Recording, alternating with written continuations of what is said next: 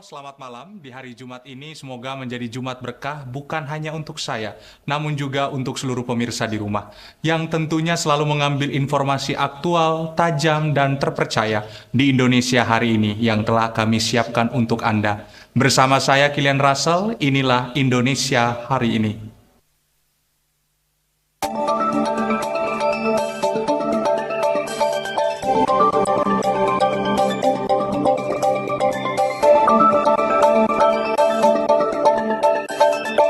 Ya, beberapa tahun terakhir terjadi fenomena kasus kekerasan atau bullying yang terjadi di sekolah.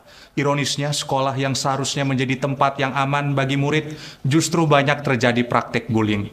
Lantas, seperti apa pihak sekolah dalam menanggapi maraknya kasus bullying di lingkungan sekolah ini? Kasus kekerasan atau bullying rentan terjadi pada remaja di lingkup sekolah pada saat ini. Sekolah seharusnya menjadi tempat untuk mendidik remaja agar tidak melakukan tindak kekerasan, dan sejatinya sekolah yang merupakan tempat untuk menimba ilmu justru malah menjadi lahan tumbuh suburnya praktek bullying. Ya, pertama dari pihak guru itu membuat keyakinan kelas dulu, buat kesepakatan kelas atau peraturan kelas. Apabila ada anak yang melanggar kesepakatan atau keyakinan kelas tersebut, maka segera ditangani oleh guru yang ada di sekolah ini. Lalu dibuat namanya peraturan sekolah. Dibuat juga budaya sekolah, ya, budaya positif, agar tidak terjadi luas, ya, terlalu luas kekerasan yang ada di sekolah. Muhammad Jelani juga menjelaskan cara dalam menghadapi kasus bullying yang terjadi di sekolah. Ya, kita membuat anak jadi pusatnya, ya. Kita memberikan pelayanan penuh kepada murid, kepada anak-anak. Terus membuat mereka lebih aktif baik di bidang pembelajaran, ya, kokuler, ekstrakurikuler, intrakurikuler. Dan kita sering juga adakan pembiasaan-pembiasaan biar bakat dan minatnya tersalurkan, seperti di hari Senin upacara, Selasa ada senam massal, Rabu ekstrakurikuler pramuka, hari Kamis ada pembiasaan kreasi, dan diimbangi juga dengan keagamaan. Merespon hal tersebut, kami pun bertanya kepada salah satu orang tua murid tentang bullying itu sendiri. Sangat meresahkan, terutama buat anak saya pribadi. Fani Destialianti melaporkan dari SDN Tegalalur 10, Kayu Besar, Jakarta Barat. Akhir-akhir ini terjadi sebuah fenomena yang menarik perhatian masyarakat, khususnya orang tua. Maraknya ditemukan anak-anak di bawah umur yang terlibat dalam kegiatan mengamen, sementara masa pendidikan mereka seakan terabaikan. Kami pun melakukan penelusuran langsung ke salah satu daerah padat penduduk di Larangan, Kota Tangerang, untuk mengetahui lebih jauh soal fenomena ini, di mana kami menemukan seorang anak SMA yang mengamen demi sesuap nasi. Kisah seorang anak yang terpaksa mengadu nasib dengan bekerja demi memenuhi kebutuhan sehari-harinya. Ialah Iqbal, seorang anak berusia 16 tahun yang harus rela membagi waktunya untuk bekerja sebagai pengamen ondel-ondel di sekitar wilayah Kecamatan Larangan, Kota Tangerang. Ia juga harus rela terjebak dalam hiruk-pikuk jalanan yang mana tidak cukup aman dan nyaman bagi anak seusianya. Kebanyakan temen di ondel-ondel semua soalnya. Ngikutin temen diajak setiap pulang sekolah, sore.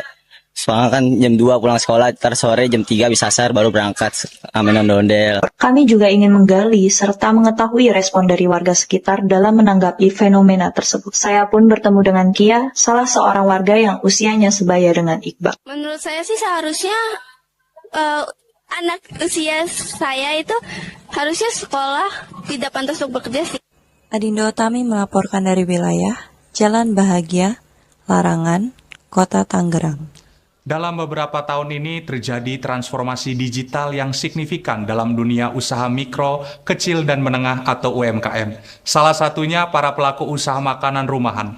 Mereka mulai terdigitalisasi dengan memanfaatkan platform aplikasi online untuk memajukan bisnis mereka. Salah satunya pedagang kerak telur tunas Betawi yang berada di Srengseng, Kecamatan Kembangan, Jakarta Barat. Dalam era digital yang semakin berkembang, para pelaku UMKM mulai memakai platform pengiriman makanan online untuk meningkatkan visibilitas produk mereka dan menjangkau pasar yang lebih luas. Aplikasi pengiriman makanan seperti GoFood, GrabFood, ShopeeFood, dan lain-lain menjadi wadah di mana para pelaku UMKM dapat memasarkan produk mereka secara online.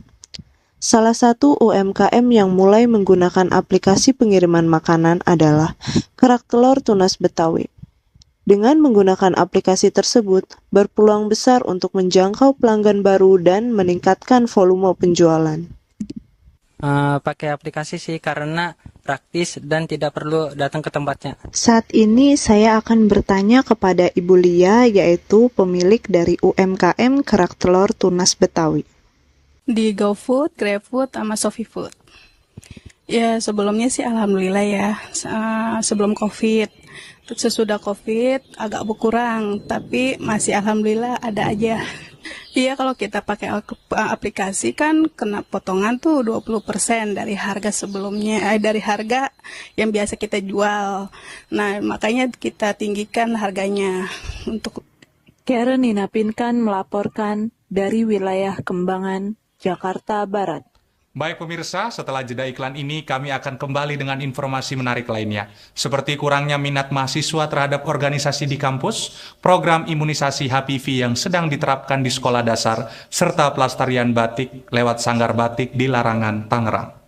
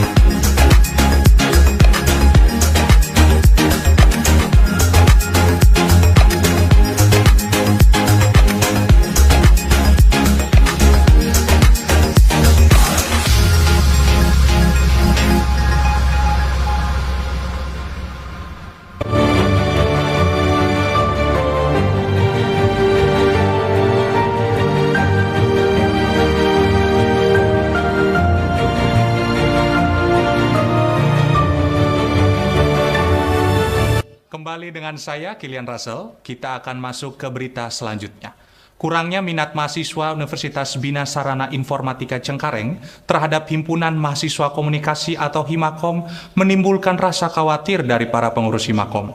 Hal tersebut dianggap muncul karena kurangnya sosialisasi dan informasi terkait kegiatan Himakom di lingkungan Universitas Bina Sarana Informatika Cengkareng. Selama ini, peran Himakom kadang disepelekan, bahkan tidak terdengar oleh para mahasiswa Universitas Bina Sarana Informatika. Meskipun disepelekan, Himakom memiliki tanggung jawab dalam membentuk komunitas mahasiswa ilmu komunikasi, memperkuat jalinan persaudaraan, dan menyediakan platform bagi mahasiswa untuk berkembang dalam aspek kehidupan kampus. Himakom merupakan garda terdepan maupun wadah bagi para mahasiswa dalam menyampaikan aspirasinya kepada kampus. Oke, menurut saya ini saya coba bagi dari dua perspektif ya. Pertama dari perspektif proker, terus kedua dari perspektif Himakomnya sendiri. Pertama dari proker, kebetulan kalau Cengkareng itu kita baru bikin proker-prokernya yang non-akademik. Mungkin yang akademiknya belum, jadi kita belum terdengar namanya, cukup mentereng lah mungkin. Kemarin kalau non-akademik kita udah bikin kayak lomba ML itu buat umum, terus juga ada UFC, ada UCL juga. UFC itu Ultimate Friendship Communication, terus UCL itu Ultimate Communication League, Trofeo Futsal gitu. Terus kalau dari sisi Mungkin karena Himakom juga terbilang baru berdiri, baru 3 tahun. Jadi brand awareness terhadap mahasiswa Ilkom itu sendiri tuh kayak masih kurang. Nah itu PR kita juga buat mensosialisasikan lebih jauh lagi terhadap Himakom itu sendiri. Ilham juga mengungkapkan bahwa di Himakom sendiri sekarang ada 59 anggota yang sebelumnya hanya berjumlah 30 anggota. Di Himakom sendiri sekarang ada 59 total, karena kebetulan kita awal bulan kemarin baru open recruitment, jadi ada penambahan anggota. Dari yang tadinya 30 nambah 20-an, sekitar 59 total sekarang. Merespon hal tersebut, kami pun bertanya langsung kepada salah satu mahasiswa UBSI. Kalau Himakom saya sih nggak pernah dengar, itu pun dari teman saya sih, baru kedengeran baru-baru ini. Mungkin karena kurangnya pemberitahuan sih kayak dari Himakomnya. Jadi kita kayak kurang dengar mahasiswa. Felix Jochandra melaporkan dari Universitas Bina Sarana Informatika, Cengkareng, Jakarta Barat. Sekolah dasar kini menjadi pusat perhatian dengan peluncuran program imunisasi Human Papillomavirus atau HPV untuk anak usia dini. Program ini sangat berperan penting dalam menanggulangi kanker serviks yang merupakan penyebab kematian kedua tertinggi di Indonesia. Maksi, Direktur Jenderal Kementerian Kesehatan mengungkapkan, program imunisasi HPV dimulainya sejak tahun 2016 di Provinsi DKI Jakarta. Pada tahun 2021, imunisasi telah dilakukan di 20 kabupaten atau kota. Pada tahun 2022, program diperluas ke 112 kabupaten atau kota.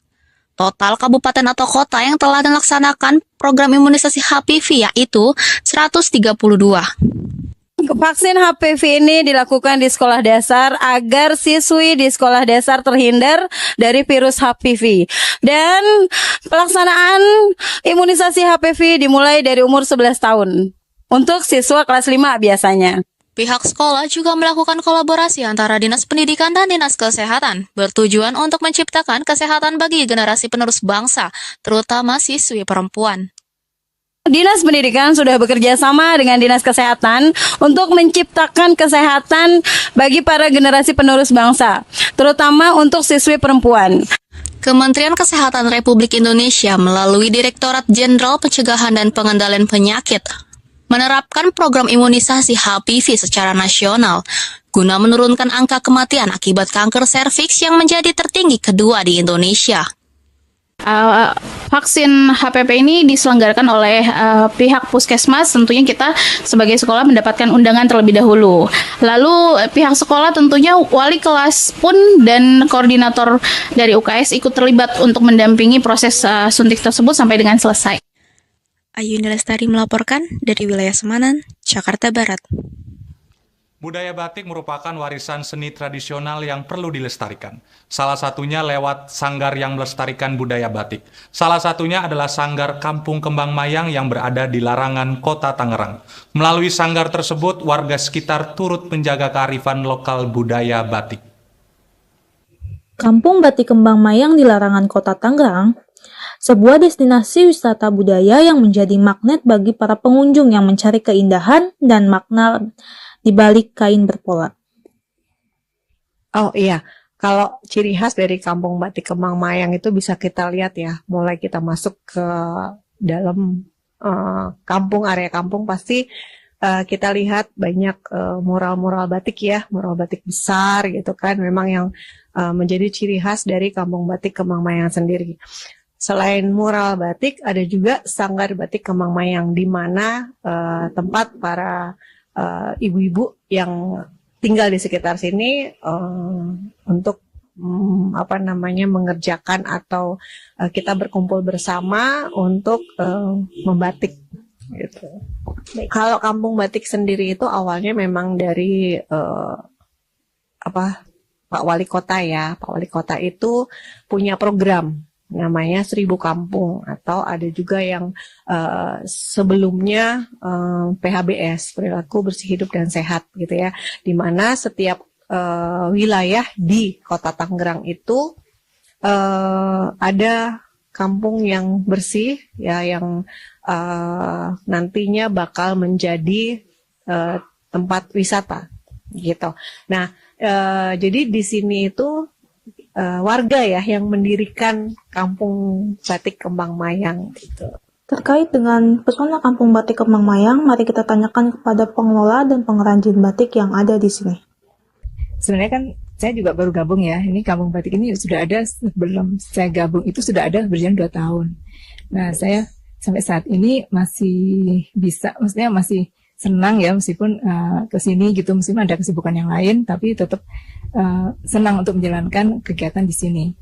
Terutama kan satu untuk juga ada kegiatan positif ya dengan membatik kan banyak manfaatnya juga. Sebenarnya itu silaturahim, juga ketemu sama teman-teman gitu kan, nggak cuma di rumah aja. Terus bisa mengembangkan, kalau misalnya kita nanti kan akhirnya ada edukasi kemana-mana nih, misalnya kita ada pameran, nanti ada pelatihan-pelatihan seperti kita pernah kita pelatihan. Jadi intinya selain mengembangkan nggak nganggur aja gitu, sama ini di rumah nggak perlu transport, nggak perlu apa, kita bisa mendapatkan ilmu-ilmu yang lain. Saya Raffena Nanda dari Kampung Batik Kembang Mayang, Larangan, Kota Tangerang. Para pedagang kaki lima di sekitar Pantai Indah Kapuk resah terhadap maraknya pungli liar. Berita selengkapnya setelah jeda berikut ini.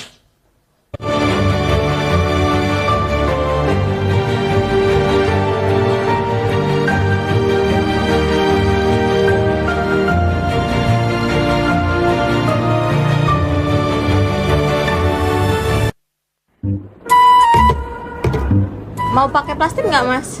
Jadi Bu, nggak apa-apa. Oke.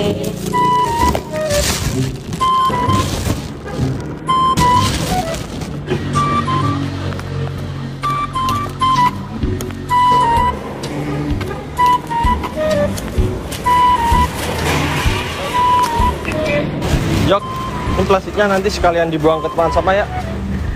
Alah, ngapain? Ini kan cuma satu, nggak berdampak apa-apa juga. Plastik apa ini? Waduh.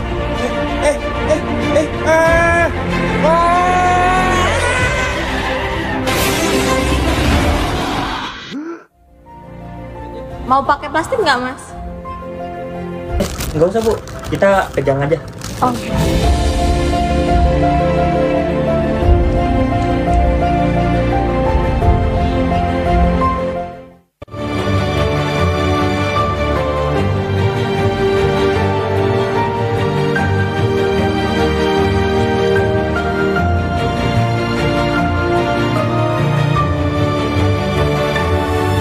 Baik pemirsa, berita selanjutnya, peran RT kadang masih dipertanyakan bagi sebagian warga.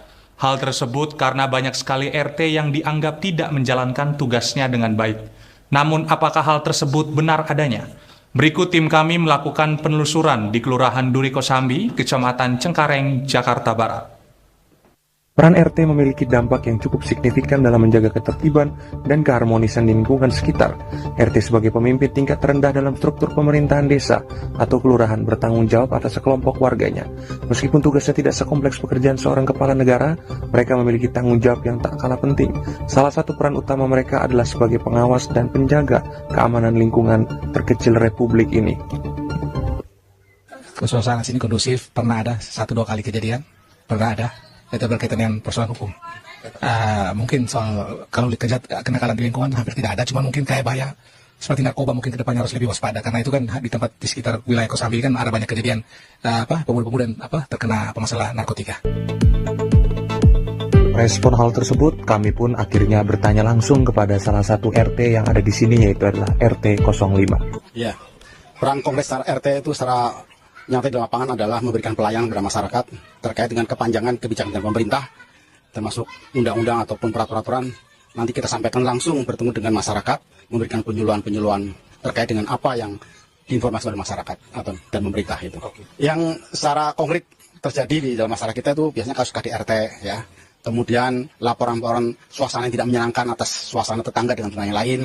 Alhamdulillah selama ini kami bisa mengatasi persoalan itu. Seperti apa? Ya, alhamdulillah selama ini kita menjaga hubungan baik dengan pihak kepolisian, Kantipmas ya, dari kepolisian dan dari pihak ini ya, Babinsa ya, itu kita ada hubungan yang baik. Jadi setiap ada kejadian-kejadian yang terjadi di masyarakat yang mungkin kadang-kadang perlu ditangani oleh pihak berwajib, saya sampaikan berwajib seperti keamanan tentang narkoba ya, sering dari pihak Kantipmas minta informasi tentang seseorang tinggalnya di mana dan siapa orangnya, kadang nggak tahu langsung saya tunjukin ya, dengan ya sistem persuasif, dengan sistem rahasia, akhirnya dapat terselesaikan dengan baik masalahnya.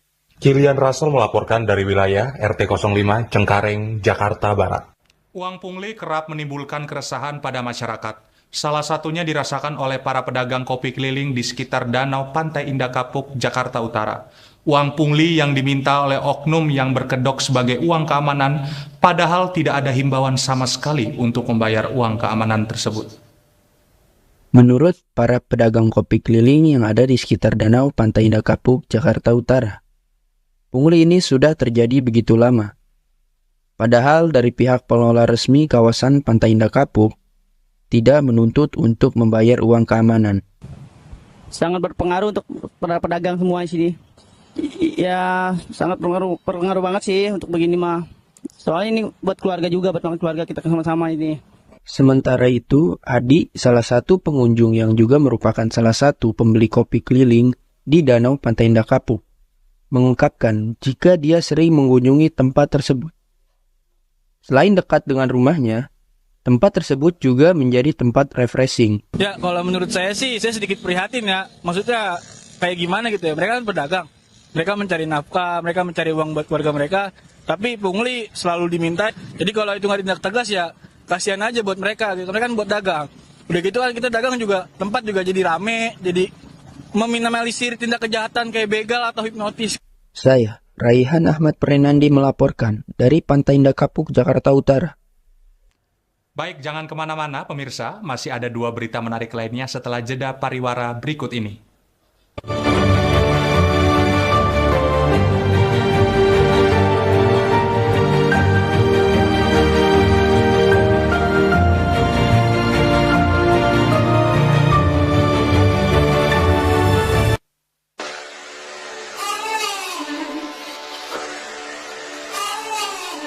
I'm burning up now, thinking higher levels. I'm in a bad spot, trouble to my knees. I need a taste, sipping on heaven. You got me waiting for you. We're chasing trophies, got me ready, don't you worry. I feel the power, I'm the champion. You got me running for the glory. Good to let this go. Burning up now, nothing's gonna stop me. I'm going faster, wanna break away. I love the way it feels. It's the adrenaline, we're going all the way. 'Cause we never ever going down. You got me walking through the fire. We don't practice like when we were young. Never run from the fight, now we rise to the top.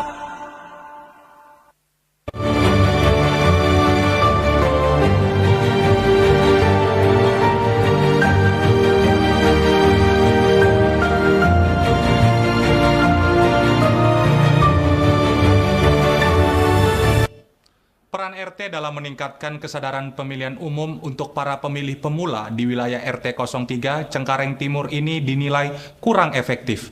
Padahal suara dari pemilih pemula sangat penting untuk menentukan masa depan bangsa ini. Kesadaran politik adalah pemahaman dan kesadaran seseorang terhadap isu-isu politik serta keterlibatan mereka dalam proses politik. Untuk meningkatkan kesadaran politik pemilih pemula di wilayah RT 03, beberapa langkah strategis dapat diambil. Seperti RT dapat mendorong keterlibatan aktif pemilih pemula dalam kegiatan-kegiatan masyarakat. Sebagai seorang pemuda yang mengikuti kegiatan kepemudaan yang ada di wilayah, Aldi berinisiatif untuk meningkatkan kesadaran politik dengan cara aktif dalam berorganisasi. Menurut Aldi, pentingnya kesadaran dalam pemilu di kalangan anak muda karena suara anak muda menentukan masa depan Indonesia. Ya, saya sangat berperan penting dalam pemilihan pemilu tahun 2024 ini karena untuk menentukan masa depan negeri ini ke depannya. Untuk mendapatkan perspektif lebih luas terhadap kesadaran politik pemilih pemula yang ada di wilayah RT 03 Cengkareng Timur ini, kami berkesempatan mewawancarai Ketua RT 03 Cengkareng Timur. Nah, kalau untuk kesadaran berpolitik mungkin mereka semua juga punya pemikiran untuk berkesadaran berpolitik. Namun ke politik tersebut mereka juga belum pasti untuk berpolitik di bidang apa, kita belum tahu pastinya.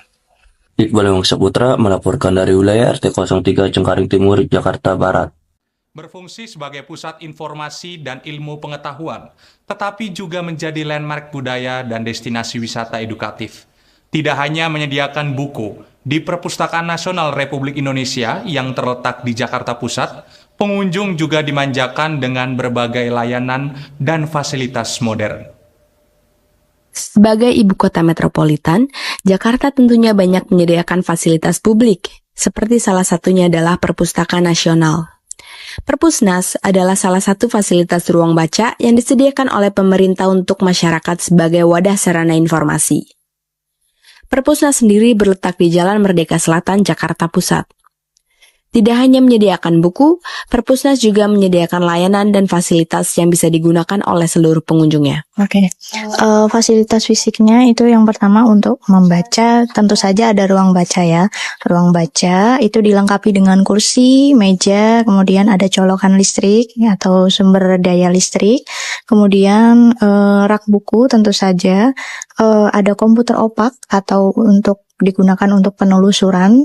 Kemudian ada juga fasilitas fotokopi, ya. Jadi kami menyediakan fasilitas fotokopi mandiri atau mesin scanner dan perangkatnya itu untuk memberikan layanan kepada pengunjung ya yang mau memfotokopi koleksi yang ada di sini gitu. Tapi tentu saja untuk fotokopi itu memperhatikan peraturan hak cipta, jadi dibatasi hanya sampai 10 kali scan atau 10 halaman, atau paling banyak 20 halaman per orang. Oke, baik. Dengan berbagai fasilitas dan layanan yang ditawarkan, Perpustakaan Nasional Indonesia menjadi salah satu sumber daya yang berharga dalam memberikan akses informasi serta peningkatan literasi dan pengetahuan bagi masyarakat. Saya Rizka Putri Pratami melaporkan dari Perpustakaan Nasional Indonesia, Jakarta.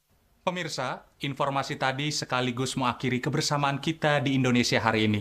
Saya Kilian Russell, pamit undur diri, sampai jumpa.